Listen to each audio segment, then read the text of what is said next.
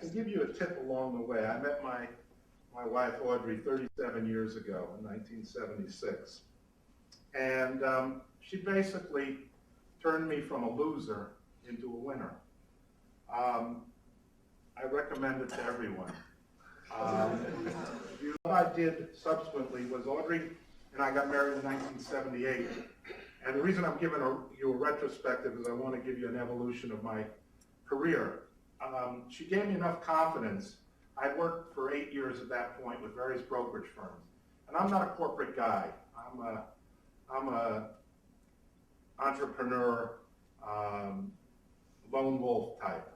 I want to get 100% of the profits. I want all the action. And the place I decided to do it was the American Stock Exchange, where they had listed options, and I could get huge leverage.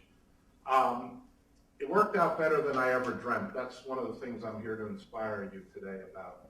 Sometimes your dreams can be better than you dream. In 1980, I earned $600,000, and in 1982, I earned $5 million. But 1982 was a watershed event because a new contract came into being, and that was the S&P futures contract. And that was made for me because I was a market timer.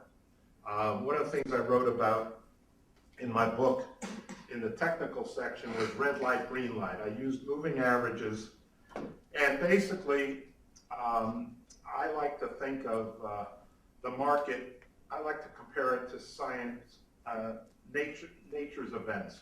For instance, if you take a sine curve and you go up and down, basically I want to sell at the top of the sine curve and buy at the bottom of the sine curve. And that's what I'm looking for. I'm looking for a change of velocity in the market when I was making a trade.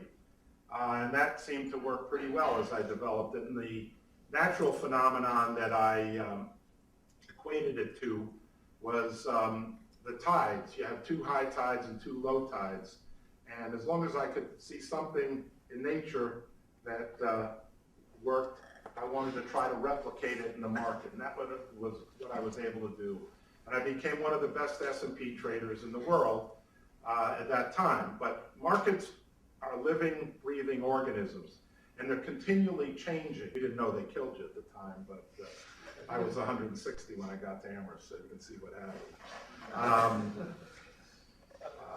But the Ray Kroc decade actually took place, and I had my biggest year ever last year. I'm not trying to brag. What I'm trying to explain to you is you're continually evolving and adjusting. As Danny predicted, I would go off my script now.